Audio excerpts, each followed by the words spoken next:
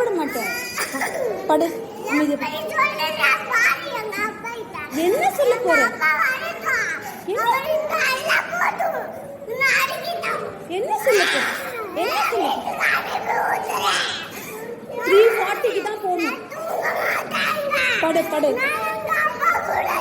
சொல்லு, உங்க அப்பாட்ட சொல்லு. நீ சொல்லு, நானும் சொல்றேன்.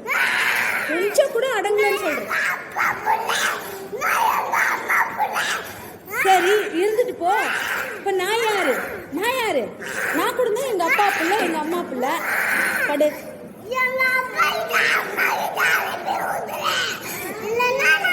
அனுப்ப முடியாது. இங்கதான் போகணும். உச்சா இங்க போகணும்.